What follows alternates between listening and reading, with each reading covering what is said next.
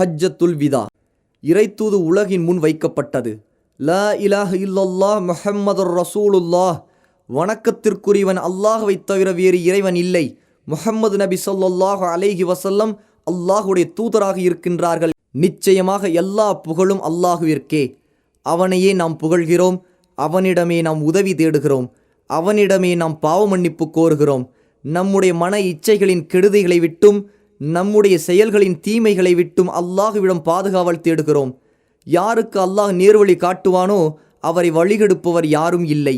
யாரை அல்லாஹ் வழிகேட்டில் விட்டு விடுவானோ அவரை நேர்வழியில் செலுத்துபவர் யாரும் இல்லை. இன்னும் நான் சாட்சி சொல்கிறேன், அல்லாஹுவை தவிர வணக்கத்திற்குரியவன் வேறு யாரும் இல்லை. அவன் தனித்தவன், அவனுக்கு கூட்டாளி யாரும் இல்லை. மேலும் நான் சாட்சி சொல்கிறேன், நிச்சயமாக முஹம்மது அவனுடைய அடியாரும் அவனுடைய தூதரும் ஆவார். ஓ மக்களே, என் பேச்சை கவனமாக கேளுங்கள்.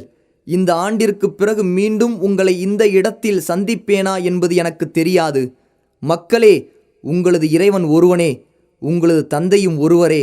அறிந்து கொள்ளுங்கள், எந்த ஓர் அரபிக்கும் ஒரு அரபி அல்லாதவரை விடவோ, எந்த ஓர் அரபி அல்லாதவருக்கும் ஒரு அரபியை விடவோ எந்த மேன்மையும் சிறப்பும் இல்லை. எந்த ஒரு வெள்ளையருக்கும் ஒரு கருப்பரை விடவோ, எந்த கருப்பருக்கும் ஒரு வெள்ளையரை விடவோ எந்த மேன்மையும் சிறப்பும் இல்லை. இறையச்சம் மட்டுமே ஒருவரின் மேன்மையை நிர்ணயிக்கும். நிச்சயமாக அல்லாஹுவிடத்தில் உங்களில் மிகச் சிறந்தவர் உங்களில் அதிகம் இறையச்சம் உள்ளவர்தான். ஓ மக்களே, அல்லாஹுவை அஞ்சிக் கொள்ளுங்கள். கருப்பு நிற அபிசீனிய அடிமை ஒருவர் உங்களுக்கு தலைவராக ஆக்கப்பட்டாலும் அவர் அல்லாஹுவின் நூலை கொண்டு உங்களை வழிநடத்தி அதை உங்களுக்கிடையில் நிலைநிறுத்தும் காலமெல்லாம் அவரது சொல்லை கேட்டு நடங்கள், அவருக்கு கீழ்ப்படியுங்கள். ஓ மக்களே, இந்த துல்ஹஜ் மாதமும் இந்த துல்ஹஜ் 9ஆம் நாளும் இந்த மக்காமா நகரமும் எவ்வளவு புனிதமானவையோ அப்படியே உங்களது உயிர்களும் உங்கள் உடைமைகளும் உங்கள் மானம் மரியாதைகளும் உங்களுக்கு புனிதமானவை. அறிந்து கொள்ளுங்கள், எனக்கு பிறகு ஒருவர் மற்றவரின் கழுத்தை வெட்டி மாய்த்து கொள்ளும் வழிகெட்டவர்களாய் நிராகரிப்பாளர்களாய் மாறிவிடாதீர்கள். உங்களது இறைவனை நீங்கள் சந்திக்கும் வரை இப்படியே வாழுங்கள். நீங்கள் அனைவரும் தவறாமல் அல்லாஹுவின் முன்னிலையில் ஆஜராகப் போகிறீர்கள். அப்போது அல்லாஹ் உங்களது செயல்களை பற்றி விசாரிப்பான். நான் மார்க்கத்தை உங்களுக்கு எடுத்துரைத்து விட்டேன். உங்களில் எவராவது மற்றவருடைய பொருளின் மீது பொறுப்பேற்றிருந்தால் அதை அவர் உரிய முறையில் அதன் உரிமையாளரிடம் ஒப்படைத்து விடட்டும். ஓ மக்களே, முஸ்லிம்கள் அனைவரும் சகோதரர்கள். உங்கள் அடிமைகள் விஷயத்தில் பொறுப்புணர்வோடு நடந்து கொள்ளுங்கள். அவர்களை நன்றாக பராமரியுங்கள். நீங்கள் உண்பதையே அவர்களுக்கும் உண்ணக் கொடுங்கள். நீங்கள் உடுத்துவதையே அவர்களுக்கும் உடுத்தச் செய்யுங்கள். ஓ குறைஷிகளே, நாளை மறுமைக்கான தயாரிப்புடன் மக்கள் வரும்போது நீங்கள் உங்கள் பிடரிகளின் மீது உலகச் சுமைகளை சுமந்து கொண்டு வந்து விடாதீர்கள். அப்போது அல்லாஹுவின் புறத்திலிருந்து நான் எந்த ஒரு விஷயத்திலும் உங்களுக்கு பலன் அளித்திட முடியாது. அறியாமை காலத்தின் அனைத்து விவகாரங்களும் என் பாதங்களுக்கு கீழே புதைக்கப்பட்டு விட்டன. அறியாமை காலத்தில் நிகழ்ந்துவிட்ட உயிர் கொலைகளுக்கு பழி வாங்குதல்கள் அனைத்தும் ரத்து செய்யப்பட்டு விட்டன. முதலாவதாக நம்மிடையே நடைபெற்ற கொலைகளில் ரபியா இப்னு ஹாரிஸின் மகன் கொலை செய்யப்பட்டதற்கான பழிவாங்கலை நான் தள்ளுபடி செய்கிறேன். அவன் பனு சாது குலத்தாரிடம் பால்குடி பாலகனாக இருந்து வந்தான். அவனை ஹுதைல் குலத்தார் கொன்றுவிட்டார்கள். அறியாமை காலத்தில் இருந்த வட்டியும் என் பாதங்களுக்கு கீழே புதைக்கப்படுகிறது. ஆனால் உங்கள் அசல் தொகை உங்களுக்கே உரியது. நீங்களும் அநீதி இழைக்கக்கூடாது, உங்களுக்கும் அநீதி இழைக்கப்படக்கூடாது. முதலாவதாக நம்மவர் கொடுத்திருந்த வட்டிகளில் அப்பாஸ் இப்னு அப்துல் முத்தலிபுக்குரிய வட்டியை நான் தள்ளுபடி செய்கிறேன். அவரது வட்டி அனைத்தும் அசலுடன் தள்ளுபடி செய்யப்படுகின்றன. ஓ மக்களே, ஒவ்வொருவருக்கும் சொத்தில் அவரவரின் உரிமைகளை அல்லாஹ் வழங்கி இருக்கின்றான். இனி எவரும் தமது எந்த வாரிசுக்கும் உயில் எழுதக்கூடாது. அறிந்து கொள்ளுங்கள், குழந்தை விரிப்புக்கே சொந்தமானது. அதாவது அனுமதிக்கப்பட்ட திருமண உறவுடன் இருக்கும் கணவனுக்கே குழந்தை உரியதாகும். மணமுடித்து கொண்ட பிறகும் விபச்சாரம் செய்பவர் கல்லெறிந்து கொல்லப்பட வேண்டும். எவர் தம் தந்தை அல்லாதவரை தம்முடைய தந்தையாக அழைக்கிறாரோ, எவர் தம் எஜமானர் அல்லாதவருடன் தம்மை இணைத்துக் கொள்கிறாரோ அவர்கள் மீது அல்லாஹுடைய வானவர்களுடைய இன்னும் மக்கள் அனைவருடைய சாபமும் உண்டாகட்டும். அவர்களின் கடமையான உபரியான எந்த வணக்கமும் ஏற்றுக்கொள்ளப்படாது. ஒரு பெண் தமது கணவரின் வீட்டிலிருந்து அவரது அனுமதியின்றி எதையும் செலவு செய்யக்கூடாது. அப்போது உணவையுமா என்று கேட்கப்பட்டது. அதற்கு நபி அவர்கள், ஆம், அதுதான் நமது செல்வங்களில் மிகச் சிறந்தது என்றார்கள். இரவலாக வாங்கப்பட்ட பொருட்கள் உரியவரிடமே ஒப்படைக்கப்பட வேண்டும். பாலை கொண்டு பயன்பெற கொடுக்கப்பட்ட கால்நடைகள் அவற்றின் பயன்பாடு தீர்ந்தவுடன் அவற்றின் உரிமையாளரிடமே திருப்பிக் கொடுக்கப்பட வேண்டும். கடன்கள் நிறைவேற்றப்பட வேண்டும். இழப்பீடுகளை நிறைவேற்ற தலைவனே பொறுப்பாளன். மக்களே கவனியுங்கள், பெண்கள் விஷயத்தில் அல்லாஹ்வை அஞ்சிக் கொள்ளுங்கள். அவர்களுக்கு நன்மையே நாடுங்கள். அவர்கள் உங்களுக்கு கட்டுப்பட்டவர்கள். அல்லாஹ்வுடைய அமானிதமாக அவர்களை நீங்கள் பெற்றுள்ளீர்கள். எப்படி உங்கள் மனைவியர் மீது உங்களுக்கு உரிமைகள் இருக்கின்றனவோ அதேபோல் உங்கள் மனைவியருக்கும் உங்கள் மீது உரிமைகள் இருக்கின்றன. அவர்களுக்குரிய கடமை என்னவென்றால், நீங்கள் எவரை விரும்ப மாட்டீர்களோ அவரை அவர்கள் உங்கள் வீட்டுக்குள் அனுமதிக்காமல் இருக்கட்டும். இன்னும் மானக்கேடான செயலை செய்யாமல் இருக்கட்டும். அவர்கள் குற்றம் புரிந்தால் அவர்களை தண்டிக்கிற உரிமையும் உங்களுக்கு உண்டு. அதாவது அவர்களை படுக்கையிலிருந்து ஒதுக்குங்கள். லேசாக காயம் படாதபடி அடியுங்கள்.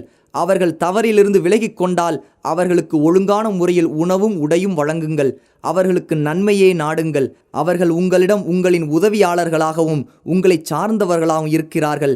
நீங்கள் அவர்களிடமிருந்து அதை ஆகுமான முறையில் சுகம் அனுபவிப்பதை தவிர வேறு எதையும் உரிமையாக்கிக் கொள்ள மாட்டீர்கள். மேலும் நினைவில் நிறுத்தி கொள்ளுங்கள், அல்லாஹுவின் பெயரை முன்மொழிந்தே நீங்கள் அவர்களுடன் மன வாழ்க்கை மேற்கொண்டுள்ளீர்கள். மக்களே சிந்தித்து புரிந்து கொள்ளுங்கள். எனது பேச்சை கவனமாக கேட்டுக்கொள்ளுங்கள். நான் எனது பிரச்சாரத்தை உங்களுக்கு எடுத்துரைத்து விட்டேன். உங்களிடையே அல்லாஹுவின் நூலையும் அவனுடைய தூதரின் வழிமுறையையும் விட்டு செல்கிறேன். நீங்கள் அவற்றை பின்பற்றினால் ஒருபோதும் வழிகட மாட்டீர்கள். மக்களே, உங்களது இந்த நகரத்தில் தான் வணங்கப்படுவதை பற்றி ஷைத்தான் நம்பிக்கை இழந்து விட்டான். ஆனாலும் அவன் மகிழ்ச்சியுறும் விதமாய் நீங்கள் அற்பமாக கருதும் சில விஷயங்களில் அவனுக்கு கீழ்ப்படிவீர்கள். ஆகவே உங்களது மார்க்க விஷயத்தில் அவனிடம் எச்சரிக்கையாக இருந்து கொள்ளுங்கள். இன்னும் மகா பொய்யன் தஜ்ஜாலை பற்றியும் உங்களுக்கு எச்சரிக்கிறேன். அல்லாஹ் அனுப்பிய எந்த இறை தூதரும் அவனை பற்றி தம் சமூகத்தாரை எச்சரிக்காமல் இருந்ததில்லை. இறை தூதர் நூஹ் அலைஹிஸ்ஸலாத்து வஸ்ஸலாம் அவர்கள் தம் சமூகத்தினருக்கு அவனை பற்றி எச்சரித்தார்கள்.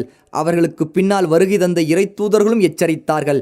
மேலும் என் சமுதாயத்தினரான உங்களிடையேதான் இறுதி காலத்தில் அவன் தோன்றுவான். அவனது அடையாள தன்மைகளில் ஏதேனும் சில உங்களுக்கு புலப்படாமல் போனாலும் நிச்சயமாக உங்களுடைய இறைவன் உங்களுக்கு தெரியாதவன் அல்லன் என்பது உங்களுக்கு நன்றாகவே தெரியும். இதை 3 முறை கூறினார்கள். உங்கள் இறைவன் ஒற்றை கண்ணன் அல்லன். ஆகவே தஜ்ஜாலோ வலது கண் குருடானவன். அவனது கண் ஒரே குலையில் துருத்தி கொண்டிருக்கும் திராட்சை போன்று இருக்கும். மாதத்தின் நாட்களை தன் இஷ்டப்படி முன் பின்னாக்குவதெல்லாம் இறை நிராகரிப்பை அதிகரிக்கும் செயலாகும். இதனால் நிராகரிப்பவர்கள்தான் வழிகெடுக்கப்படுகிறார்கள். ஏனென்றால் அவர்கள் தங்கள் இஷ்டப்படி மாதங்களை முன்பின்னாக்கி ஓர் ஆண்டில் அந்த மாதங்களில் போர் புரிவதை ஆகுமாக்கிக் கொள்கிறார்கள். மற்றோர் ஆண்டில் அதே மாதங்களில் போர் புரிவது கூடாது என்று தடுத்து விடுகிறார்கள்.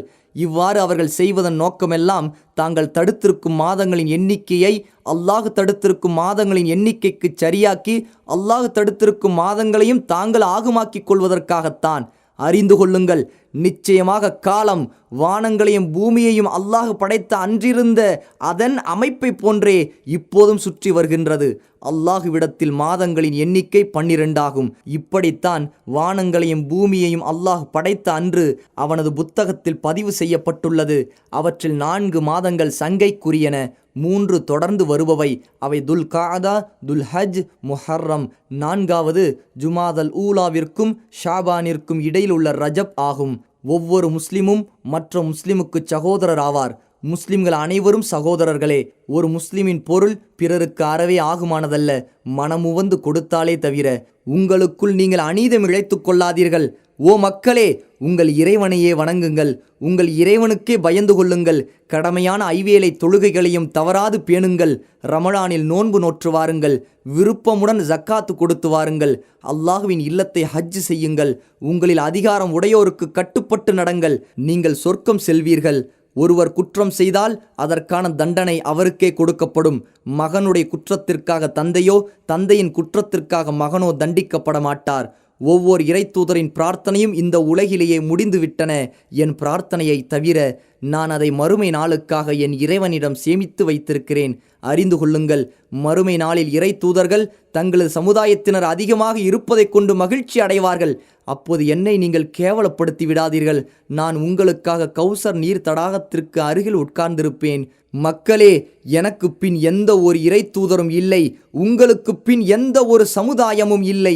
இங்கு வந்திருப்பவர்கள் வராதவர்களுக்கு இந்த மார்க்கத்தை எடுத்துச் சொல்லட்டும். விஷயம் சென்று சேருபவர்களில் சிலர் நேரடியாக கேட்பவரை விட நன்கு ஆராயும் தன்மை உடையவராக இருக்கலாம். பிறகு நபி ஸல்லல்லாஹு அலைஹி வஸல்லம் அவர்கள் மக்களை நோக்கி, மறுமை நாளில் உங்களிடம் என்னை பற்றி விசாரிக்கப்படும் போது நீங்கள் என்ன சொல்வீர்கள் என்று கேட்டார்கள். அதற்கு அந்த மக்கள், நீங்கள் மார்க்க போதனைகள் அனைத்தையும் எங்களிடம் தெரிவித்து விட்டீர்கள், உங்களது தூதுத்துவ பொறுப்பை நீங்கள் நிறைவேற்றி விட்டீர்கள், சமுதாயத்திற்கு நன்மையை நாடினீர்கள் என நாங்கள் சாட்சியம் அளிப்போம் என்றார்கள். உடனே அல்லாஹுவின் தூதர் ஸல்லல்லாஹு அலைஹி வஸல்லம் அவர்கள் தமது ஆட்காட்டி விரலை வானை நோக்கி உயர்த்தி சைகை செய்துவிட்டு அதை மக்களை நோக்கி தாழ்த்தி, இறைவா இதற்கு நீயே சாட்சி, இறைவா இதற்கு நீயே சாட்சி, இறைவா இதற்கு நீயே சாட்சி என்று கூறி தங்களது உரையை நிறைவு செய்தார்கள். இவ்வாறு அவர்கள் கூறிய அதே இடத்தில் அல்லாஹ் பின்வரும் வசனத்தை இறக்கி அருளினான். இன்றைய தினம் உங்களுக்காக உங்களுடைய மார்க்கத்தை முழுமையாக்கிவிட்டேன். மேலும் நான் உங்கள் மீது என் அருட்கொடையை பூர்த்தியாக்கிவிட்டேன். இன்னும் உங்களுக்காக நான் இஸ்லாமை மார்க்கமாக தேர்ந்தெடுத்து கொண்டேன், அங்கீகரித்து கொண்டேன். அல் குர்ஆன் அத்தியாயம் 5 வசனம் 3.